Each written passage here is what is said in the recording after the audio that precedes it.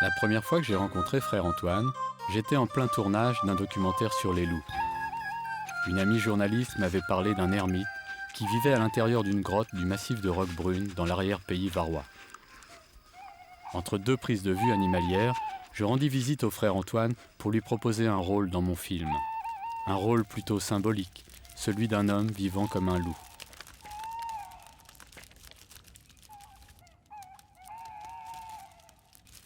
Aux abords de la grotte, tout semblait en harmonie et à sa place. Il émanait de cet endroit une impression de calme, semblable à cette sorte de paix que je ressens lorsque je me retrouve au beau milieu de la nature sauvage à filmer les animaux.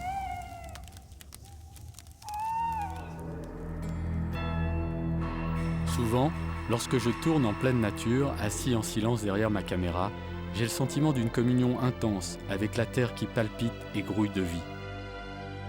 Depuis qu'il a commencé à se lever sur ses deux jambes, à se réunir en tribu autour d'un feu, l'homme n'a eu cesse de questionner le grand esprit.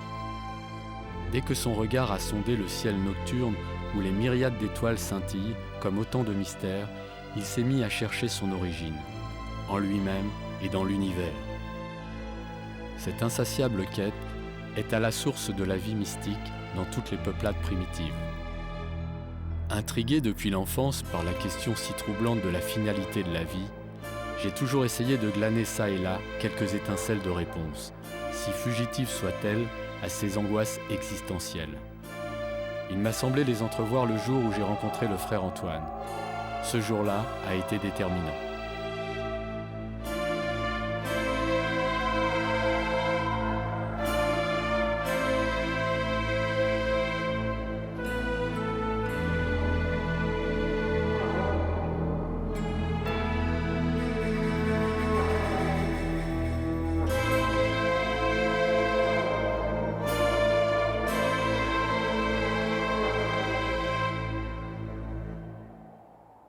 La plupart des hommes combattent et exploitent la nature.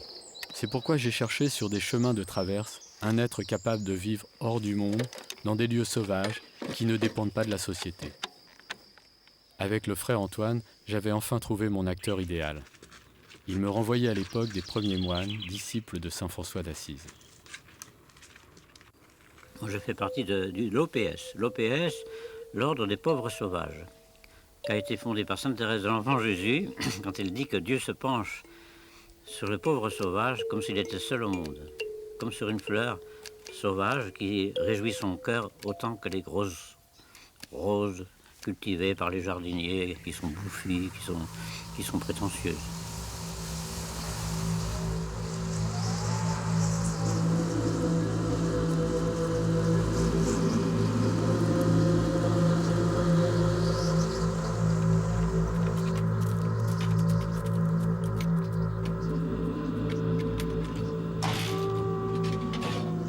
Mon métier de cinéaste m'ayant conduit tout droit vers l'art d'utiliser la lumière, j'essayais avec l'aide de puissants projecteurs de percer le mystère de la vie nocturne des loups.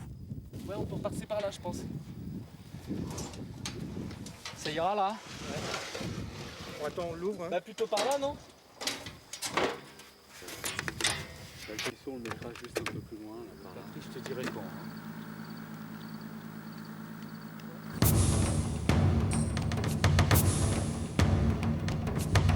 Le faisceau lumineux qui transperce la nuit donnait au loup des contours magiques.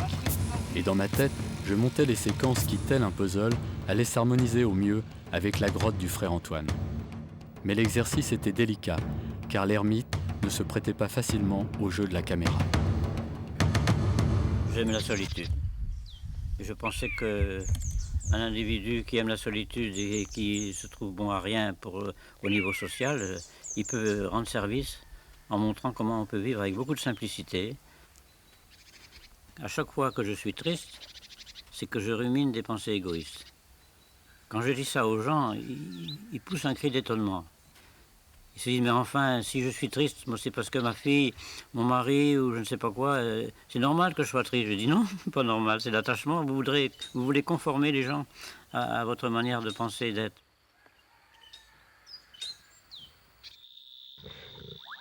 Pour moi, toute cette histoire avait commencé en Afrique, au Kenya. J'avais 18 ans et nous traquions les lions pour un film animalier dans les grandes plaines herbeuses de Masai Mara.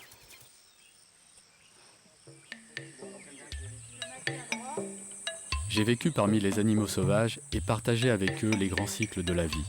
De l'éléphant à l'autruche, des zèbres aux immenses troupeaux de gnous qui marquaient le début de la grande migration, j'étais plongé au début du monde. La petite équipe de tournage éprouvait ce qui semblait être les sentiments des premiers hommes en compagnie des animaux. Ce contact brut, sans intermédiaire. Chaque espèce prenait sa part de nourriture et dans cet océan de verdure, chacun s'entre-dévorait et servait à son tour de nourriture à l'autre.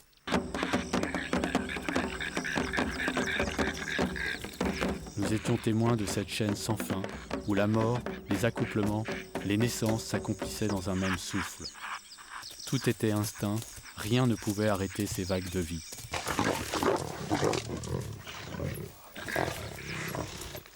C'est cette Afrique du monde animal, dans sa beauté sauvage et solaire, qui m'a donné la première clé d'un voyage spirituel, la clé de l'instinct.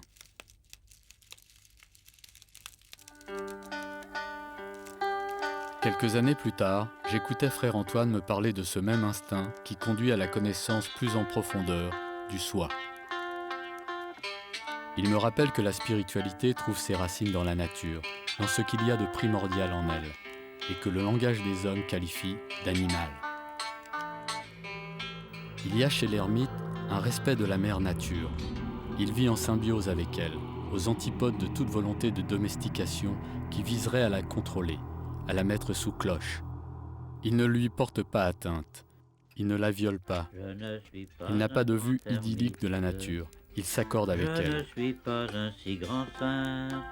Pour avoir une chance de s'ouvrir au monde spirituel, il nous fallait revenir à l'instinct. C'est dans les pruniers du voisin.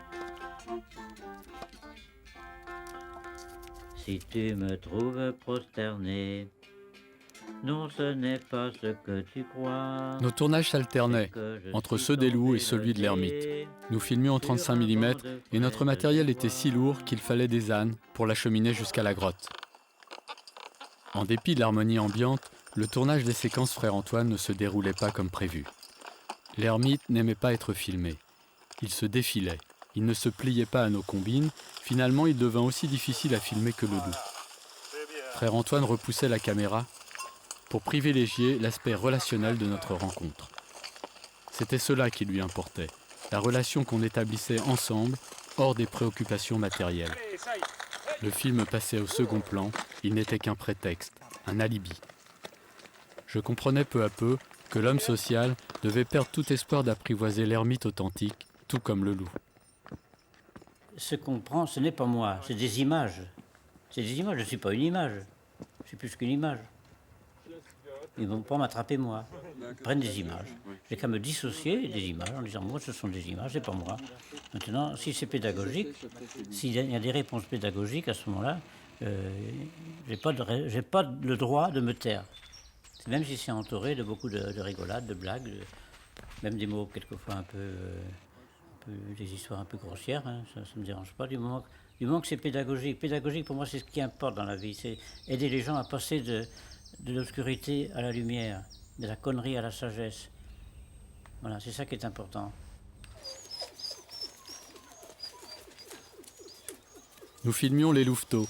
C'étaient les dernières images du documentaire, avant de retrouver la salle de montage. Par une alchimie toute magique, les séquences avec les loups se marièrent au plan tourné avec l'ermite. Le film obtint un certain succès et j'oubliais le frère Antoine. Dans le Rocher de Roquebrune, après une trentaine d'années, il y a eu un rush touristique extraordinaire, des campings partout, des caravanes partout, si bien que j'étais traqué comme une bête sauvage. Et là, c'était encore sans période limite, comme pour les sangliers. Alors j'ai trouvé une petite maison à Dieu-le-Fit, et je suis parti sans rien dire.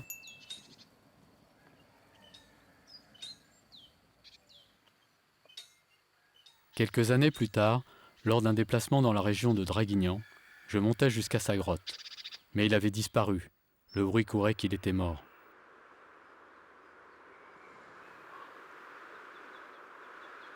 À Diolfi, petit village de la Drôme, je finis par retrouver, grâce à une émission de télévision, la trace du frère Antoine.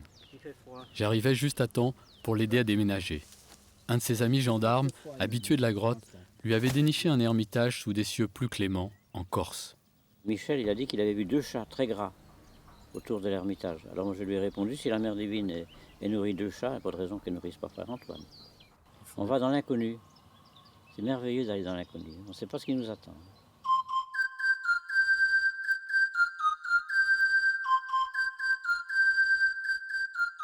Ben, on est en route hein, pour la troisième résidence seigneuriale. C'est au cours de ce déménagement que j'appris sa passion pour l'Inde. Après avoir quitté la grotte où il avait vécu plus d'un quart de siècle, le frère Antoine s'était mis à voyager pour retrouver Dwarko, un de ses vieux amis, disciple de Gandhi et directeur d'école. En s'installant à Bonifacio, il savait déjà au fond de lui-même que cet ermitage ne serait qu'un lieu de passage éphémère. Il comptait bien repartir en Inde. Je le vois bien ici, ouais. Et toi, tu le sens bien? C'est pas mal, ouais, c'est bien. Moi, je trouve que c'est un site extraordinaire. Ouais.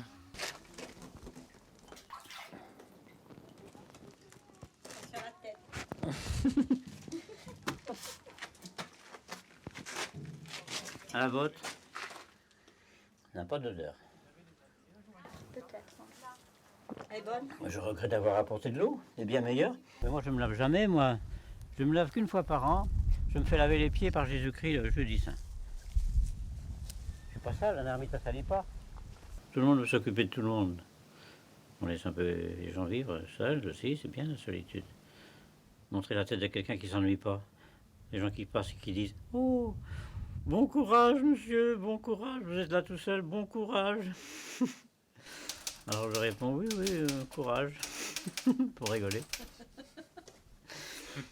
Moi, j'aurais envie de répondre « Vous avez une femme et des enfants, bon courage. » Âgé de 78 ans, le frère Antoine apprend qu'il a le droit à une petite retraite. Ne vivant qu'avec 15 € par mois, il décide de mettre cette pension à la disposition d'une campagne d'opération des yeux organisée par son ami Dwarko dans la ville de Bodh Gaya, au nord de l'Inde. Le jour même où il prit cette décision, il perdait ses lunettes alors qu'il était en train de faucher un champ près de sa maisonnette de Diolfi.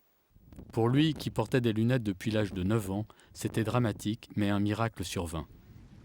Le soir, je prends un livre et je me rends compte que je lisais très bien sans lunettes. Et voilà, c'était comme un miracle. Et alors, mais c'est pas tout. Il y a eu un autre miracle qui s'est produit, c'est que depuis, eh bien, je vois Dieu dans le sourire des enfants. Carte postale qu'on appelle terticulaire, avec 2 visions, double vision. Cette grosse bise, Meisje mag hem opnemen onder de stoel voor u. Ook de elektronische apparatuur moet uitgeschakeld en weggeborgen zijn. Dieu, dans le sourire des enfants indiens, fait sortir le frère Antoine de son ermitage. Et cette fois, il m'embaucha comme caméraman, m'emmena dans son sillage pour un mystérieux périple d'1 mois au cœur du pays de Bouddha.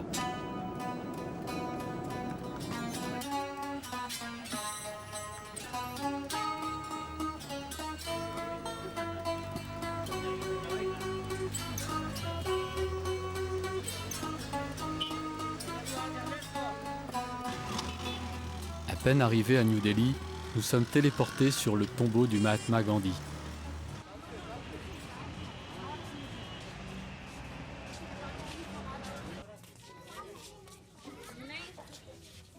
Tous les hommes sont frères.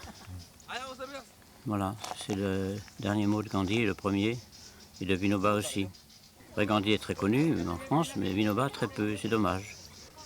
Les grands prophètes ne sont pas des êtres qui sont forcément compris pendant qu'ils sont sur la terre.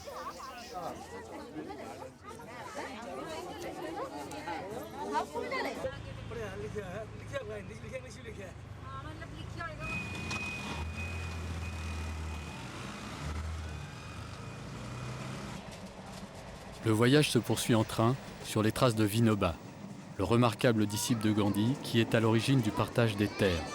Du nord au sud, D'est en ouest, à raison de 20 km par jour, il déclencha le fameux mouvement du Boudan, le don de la terre, qui consistait à demander aux propriétaires terriens de donner de la terre cultivable à ceux qui n'en avaient pas. Jai Jagat, ça veut dire vive le monde. C'est Jai Bharat, vive l'Inde. Mais quand les gens sont venus vers Vinoba en criant Jai Bharat, Vinoba a dit c'est bien, mais Jai Jagat c'est mieux. Parce qu'on appartient à l'Inde, d'accord, mais avant tout on appartient au monde. Le frère Antoine, qui l'avait rencontré plusieurs fois, avait été impressionné par l'humilité et l'humour de ce saint homme. Vinoba a aussi fondé l'ashram de l'harmonie, une des écoles fondées sur les principes d'éducation de Gandhi à Bodh Gaya. Il n'y a rien de plus efficace pour obtenir un cœur universel que de voyager dans les trains indiens. Côtoyer des non-chrétiens pratiquant les béatitudes évangéliques sans jamais en avoir entendu parler, contempler pendant des heures l'échange, le partage de sourires, de gâteaux, de places dans une oppressante promiscuité donne le privilège de ne plus se croire les seuls privilégiés détenteurs des prérogatives du royaume des cieux.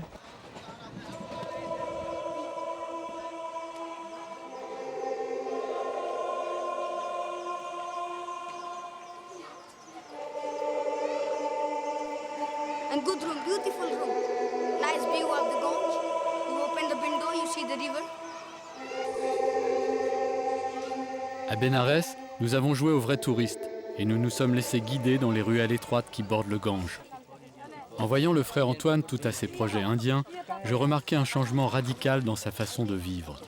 Lui, qui passait son temps à fuir le monde, était parfaitement à l'aise au milieu des foules indiennes. Sa vie avait changé. L'ermite solitaire se fondait dans l'humanité grouillante de l'Inde. Au bord du Gange, un jour, il y avait une maman avec un gamin de 6 ans. Le gamin se met à faire pipi dans le Gange. Et sa maman, elle l'attrape par l'épaule en lui faisant comprendre. Moi, je ne comprenais pas l'hindi. Pour lui dire, c'est pas un endroit où faire pipi. Le Gange, c'est sacré. Et moi, en entendant ça, j'ai compris de quoi il s'agissait. J'ai pris un monsieur qui devait parler l'anglais et l'hindi en même temps. Je lui ai dit à la maman que maintenant le fleuve est plus sacré qu'avant, parce que l'enfant est plus sacré que le Gange. Et la dame, elle me fait un sourire comme ça, tellement elle était contente d'entendre ça. Elle n'avait jamais pensé à ça.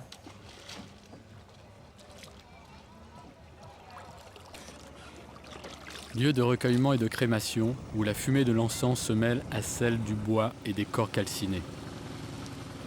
Dernière étape de la matière avant la dispersion et la dissolution dans les eaux du fleuve. Autant de signes pour nous rappeler que l'essentiel est ailleurs, au-delà de la matière, et qu'il est bon d'y penser souvent.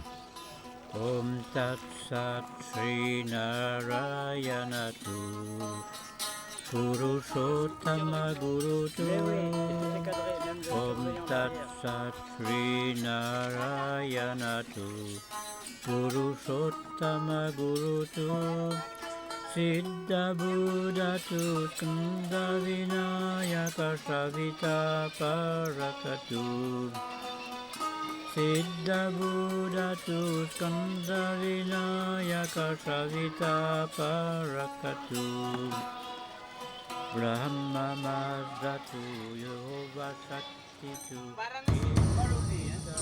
C'est aussi à Bénarès que Vinoba a décidé de rejoindre Gandhi, au lieu d'aller vivre en ermite, comme il le désirait, dans les Himalayas.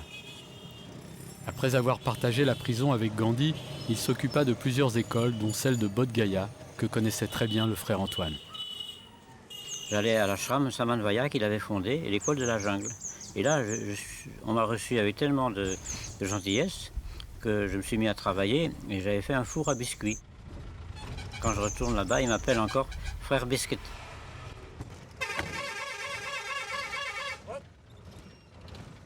Nous n'avons pas pu trouver de train. Nous sommes donc obligés, pour continuer notre voyage, de prendre un taxi. Les obstacles se multiplient sur les routes défoncées.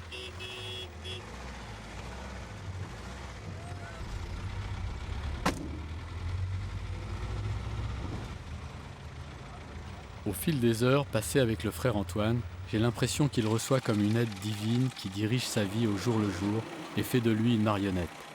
Un pantin devenu vivant qui couperait lui-même les ficelles de ses maîtres.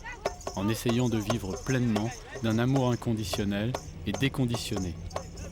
Sculpteur, poète, écrivain, chanteur, musicien, le frère Antoine est un homme aux multiples ressources. Un bricoleur plein d'humour qui s'est aménagé sa propre voie spirituelle en l'installant dans l'éternel présent.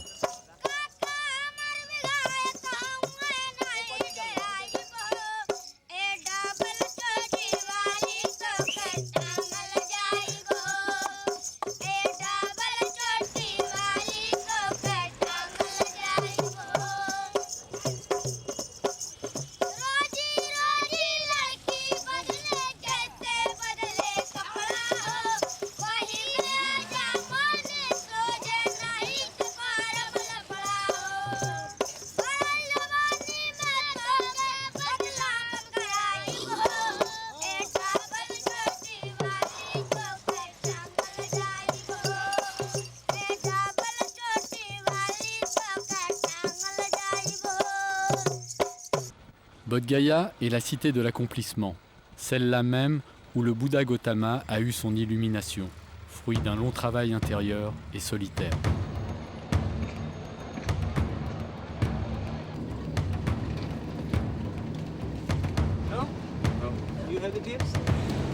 À Bodh Gaya, petite ville où chaque pays bouddhiste possède un temple, des statues ont poussé comme d'immenses champignons.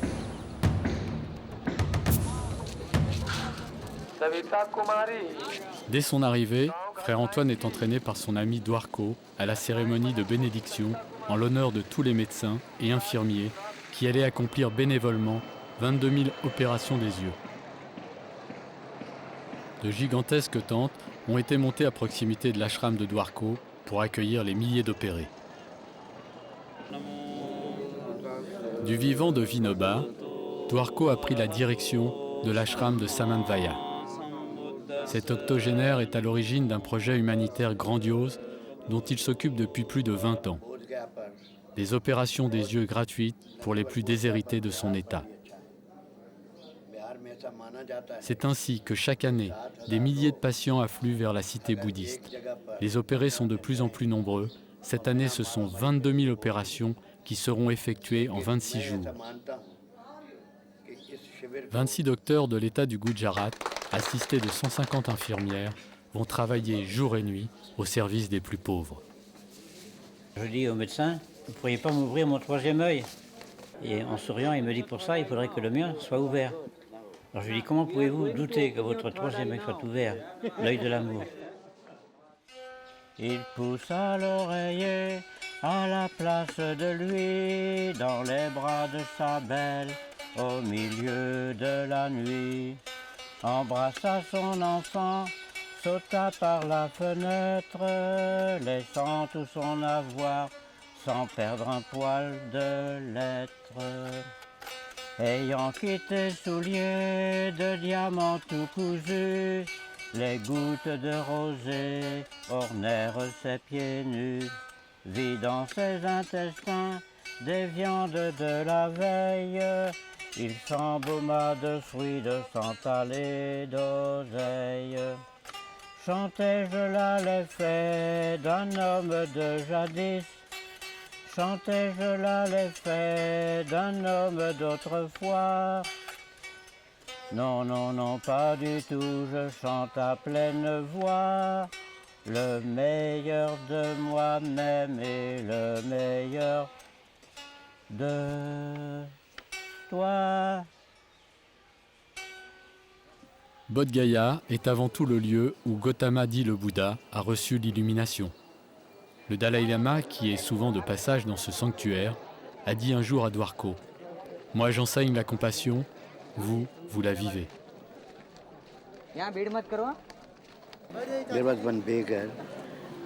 Il y avait un mendiant aveugle. Son fils et sa fille étaient aussi aveugles. On les a opérés tous les deux. Et maintenant, son fils conduit un rickshaw. Il vient aujourd'hui et il a amené avec lui 2 enfants nés aveugles. On va les opérer. Je veux les rencontrer. Il les a amenés parce qu'il a maintenant confiance en nous. Et on va les opérer aujourd'hui ou demain. Quand? Demain? Oui, oui, aujourd'hui ou demain. On les voit avant, puis on va les revoir après.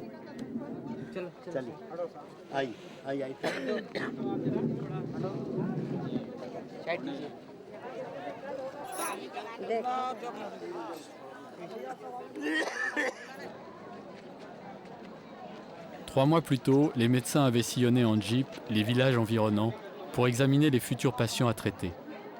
Ils leur avaient remis une fiche avec la date de leur rendez-vous.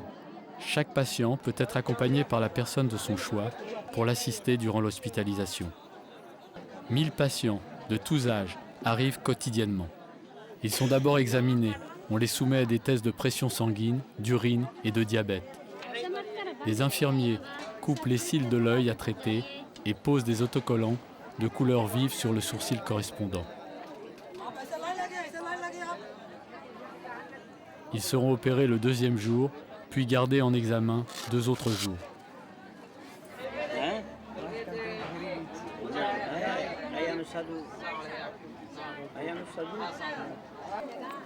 आपका नाम क्या है? This is very interesting.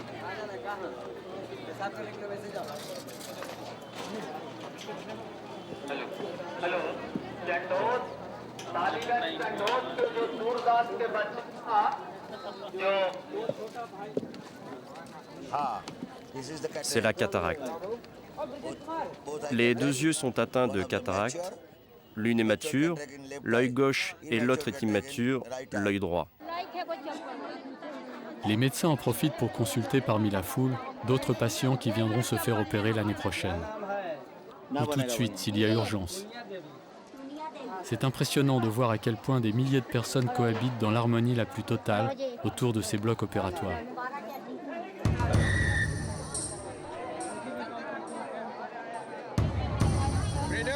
Can you help me? Can you help me? Yes.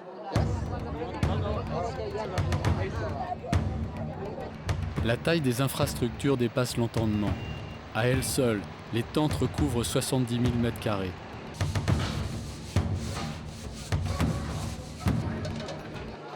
L'ashram de Dwarko offre les 3 repas quotidiens.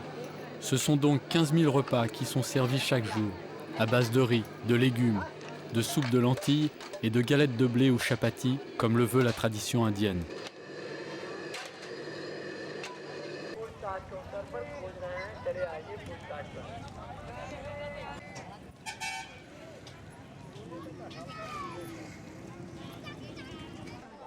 On ne regarde pas, on ne fait pas attention. Tous ceux qui se présentent, ils ont la nourriture. Qui viennent pour l'opération des yeux ou qui viennent pour chaparder, il n'y a pas de réglementation, il n'y a pas de police qui font un tri entre ces gens-là. Je pense que tous ceux qui viennent, on pense qu'ils ont faim. Même s'ils passent 3 ou 4 fois, c'est qu'ils sont gourmands. Voilà. Et on ne va pas refuser, on ne va pas se préoccuper de la question de savoir qui c'est qui a droit, qui c'est qui n'a pas droit. On pense que tous ceux qui se présentent là, ils ont droit.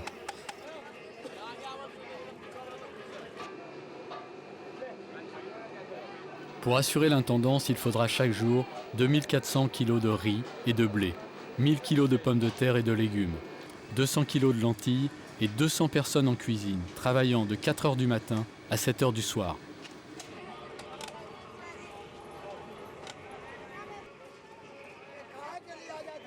Situé dans la plaine du Gange, l'état du Bihar est la région la plus pauvre de l'Inde.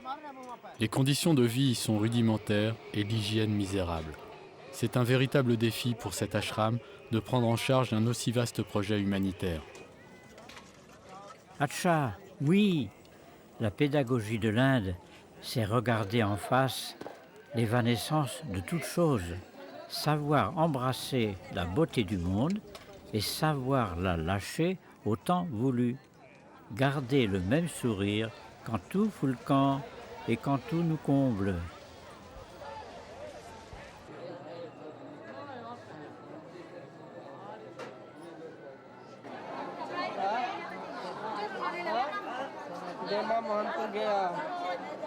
Les infirmiers préparent les milliers de patients pour l'opération des yeux qui aura lieu dans 4 blocs opératoires équipés d'air conditionné.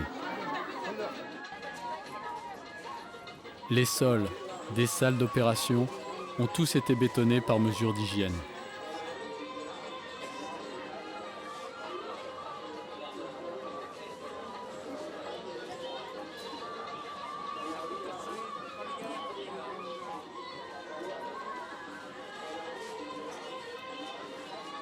L'ultime préparation consiste à coudre les paupières afin d'empêcher les battements de celles-ci au cours de l'opération. Tout se passe en musique, dans l'énergie de l'amour.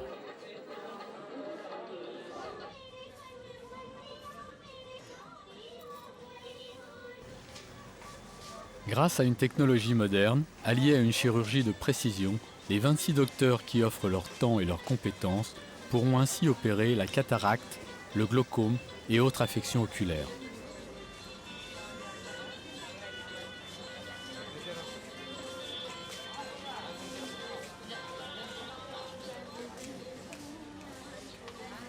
Par sécurité, il n'opère qu'un œil à la fois. Le patient devra revenir l'année suivante, si besoin est, pour l'autre œil.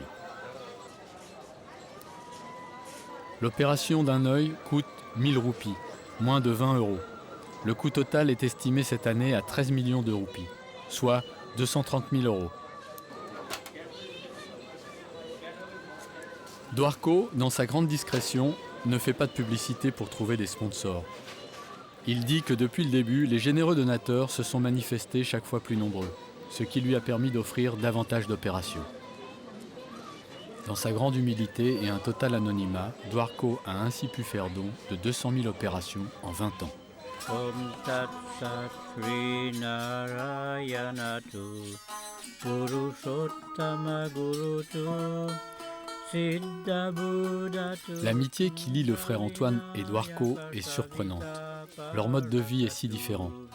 À l'ashram, l'ermite retrouve une manière d'enseigner qui était celle de Vinoba dans la plus pure tradition de Gandhi. Le but essentiel des écoles que dirige Dwarko n'est pas l'accès exclusif à un savoir scolaire.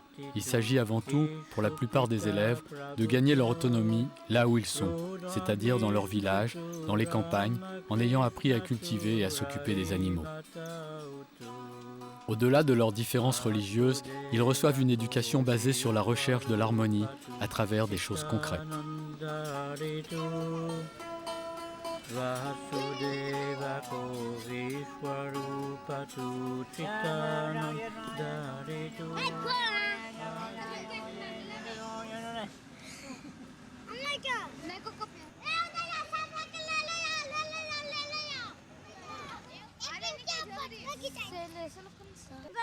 C'est Vinoba qui me dit, un éducateur, il n'a pas à préparer son travail, il n'a qu'à se remplir de sagesse et automatiquement ce qui va sortir, ça va être de la sagesse.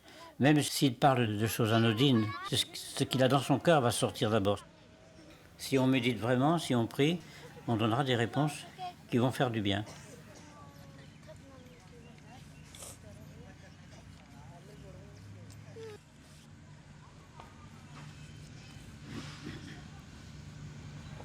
Jai Jagat, c'est la devise de Vinoba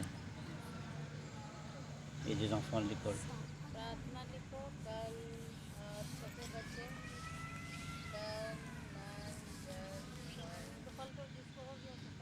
Non, non, non. Non. Ah, ticket. Où est le temple? Où est le temple ici? Saint Paul dit, ne savez-vous pas que votre corps est le temple du Saint-Esprit? N'empêche que tout le monde va le chercher dans un truc en pierre.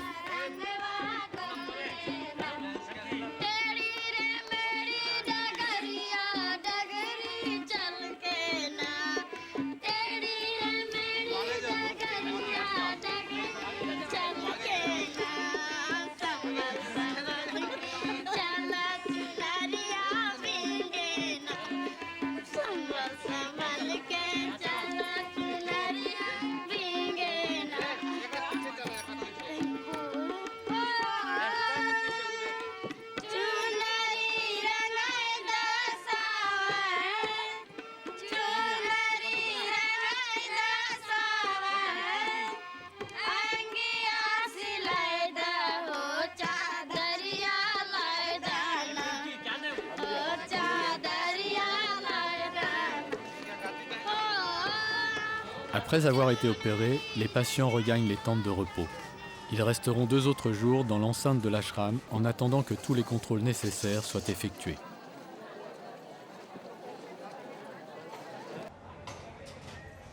Une salle de soins a été spécialement aménagée avec 2 plateformes surélevées sur lesquelles on allonge les patients opérés, la tête vers l'extérieur.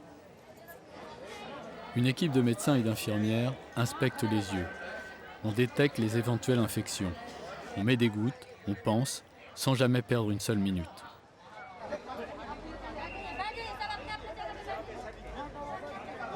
Les élèves de l'école Samanvaya sont pleinement impliqués dans l'organisation du camp des yeux. Pendant leurs loisirs, ils accompagnent les convalescents dans le dédale des tentes autour du bloc opératoire.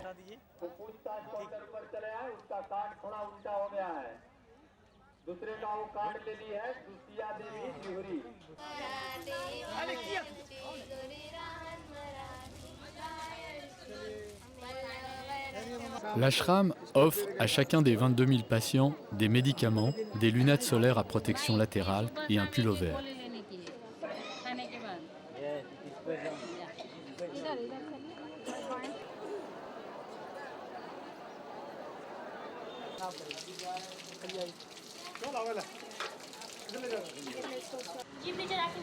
Au poste médical, ouvert 24 heures sur 24, 2 médecins de garde sont chargés des autres soins généraux. C'est de son ashram que Dwarko, il y a 20 ans, décida de lancer cette opération humanitaire. En 1984, première année de cette initiative, il put offrir 2400 opérations grâce au don d'une riche connaissance de Bombay qui l'incite à lancer ce projet. Année après année, le projet monte en puissance. Ces dernières années, entre 15 000 et 22 000 patients ont pu bénéficier d'une opération.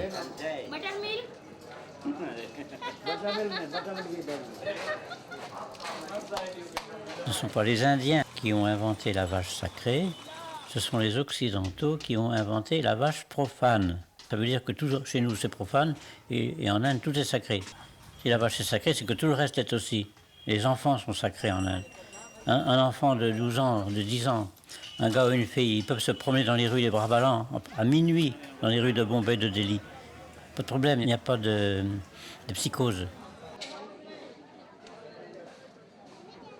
Dwarko a dit qu'on pouvait aller à l'école de la jungle quand on voulait, avec Vimla. Ah oui? Oui, demain midi, après le repas.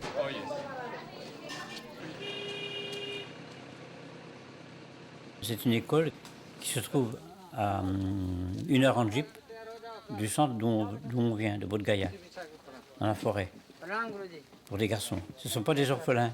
On les prend pour 7 ans parmi les plus pauvres. Quand Dwarko, le directeur de l'école, a un choix entre un pauvre et un plus pauvre, il prend le plus pauvre.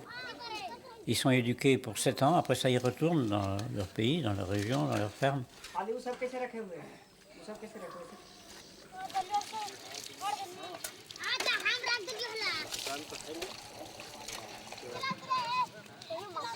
Alors le matin, les enfants se lèvent très tôt, à 4 heures.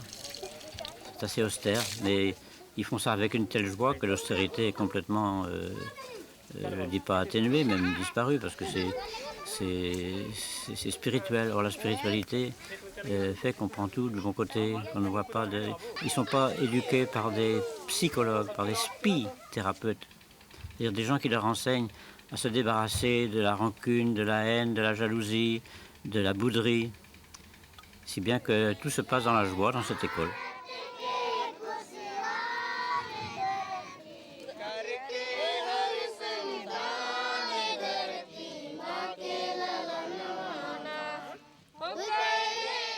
Alors on leur donne une éducation agricole, qui font 2 récoltes par an, maintenant dans les jardins.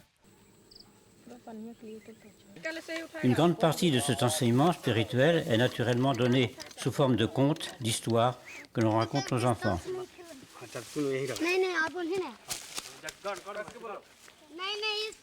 La violence est tristesse, la non-violence est humour. La violence est tristesse, la non-violence est humour.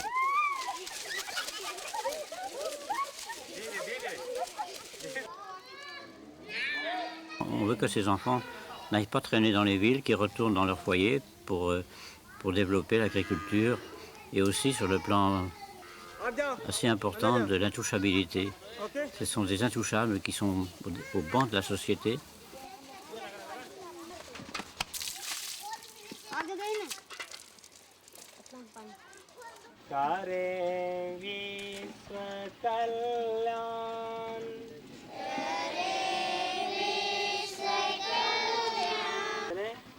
मैं शक्तिशाली हूँ शरीर के कण कण में शक्ति का संचार हो रहा है संचार हो रहा है Moi, je suis fort. Tous les membres de mon corps sont animés par la force. Salut à elle. मैं स्वस्थ हूँ Moi, je suis sain. Tous les membres de mon corps sont animés par la santé. Salut à elle. Moi, je suis heureux. Tous les membres de mon corps sont animés par le bonheur. Salut à lui. Moi, je suis sacré. Tous les membres de mon corps sont animés par la sainteté. Salut à elle. Moi, je suis beau. Tous les membres de mon corps sont animés par la beauté.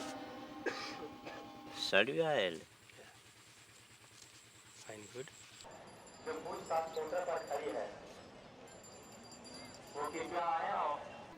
Between the first operation and second. This year second. How many days? 1 year. 1 year. This girl was Cette born petite blind, fille était née aveugle. and last year, L'année dernière, son œil gauche a été opéré. L'œil droit sera opéré demain. is going to be operated tomorrow.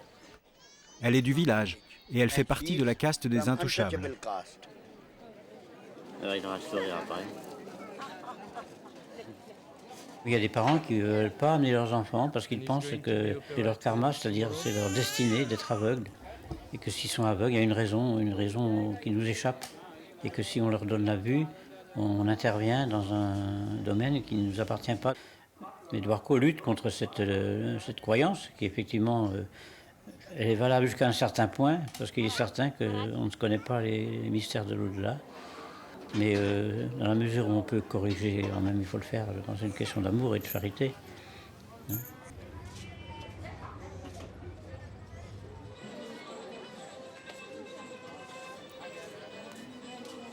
Un jeune patient est anesthésié. Les enfants doivent être complètement endormis pour subir les opérations. Ce qui n'est pas le cas des adultes, qui ne sont anesthésiés que partiellement. Toutes ces opérations se déroulent à la chaîne, mais dans une ambiance concentrée. Un docteur est spécialiste des enfants aveugles de naissance. L'année dernière, 174 enfants ont trouvé la vue. De toute leur vie, ils n'auront pas besoin de lunettes.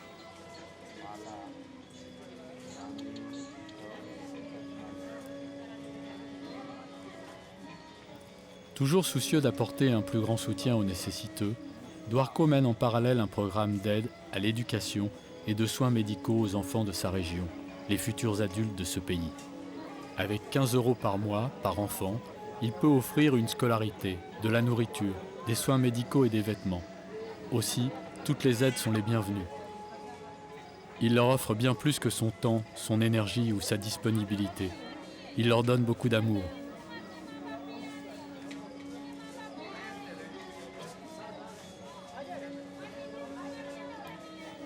Le frère Antoine m'avait conduit au-delà de mes préoccupations de cinéaste. Grâce à lui, j'avais reçu un cadeau extraordinaire, une leçon de vie, un bain d'amour inconditionnel, à Bodh Gaya, tout près du jardin du Bouddha.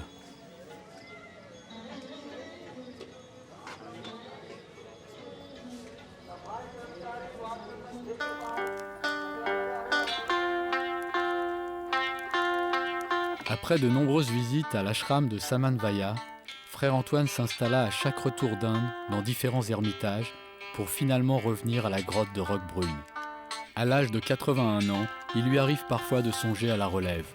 Un jeune garçon nommé Mathieu, qui l'avait aussi accompagné en Inde, s'installa pour quelque temps dans la grotte. Vous avez lu les livres du frère Antoine? Non. Les deux. Le jour où je rendais visite au frère Antoine, celui-ci attendait la venue de Mathieu. Oui, Oh, il est beau. on a bouffé l'ermite. On a bouffé l'ermite. Alors voilà. Je cherche la coquette. Il y a même les chiens. Mathieu arriva au moment où j'encourageais une promeneuse à lire les livres du frère Antoine.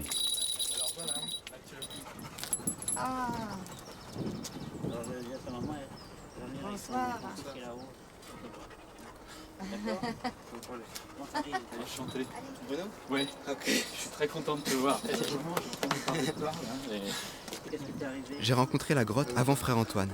J'avais 16-17 ans et je me baladais dans le rocher avec mon père et je le trouvais magnifique. Et mon père m'a dit qu'un ermite y vivait qui s'appelait Frère Antoine. Je suis tombé amoureux de cet endroit et à la fin de la journée, j'ai dit à mon père, j'ai rencontré Frère Antoine.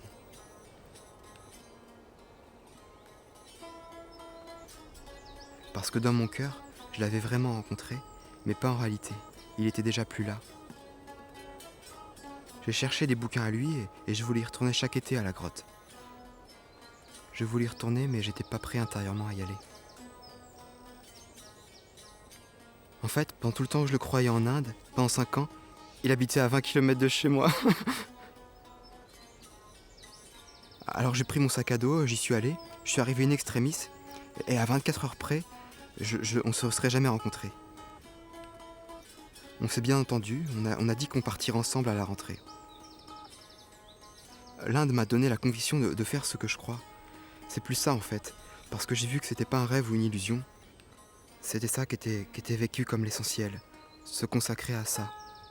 Mais c'est en quittant tout, et ce n'est qu'à ce prix qu'on a le nirvana coincé dans le nombril.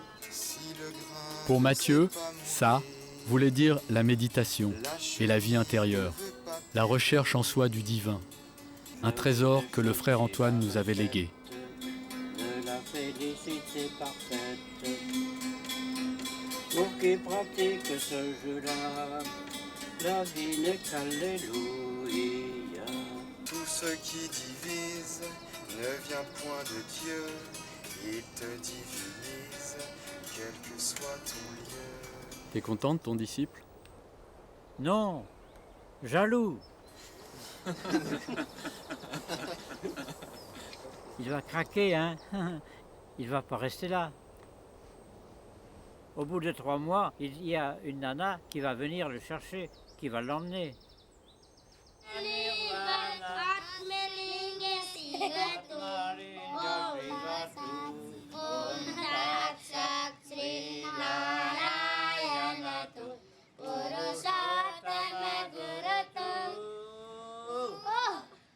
Combien de gens voudraient la paix de l'éveiller, sans quitter le château, la femme et l'oreiller.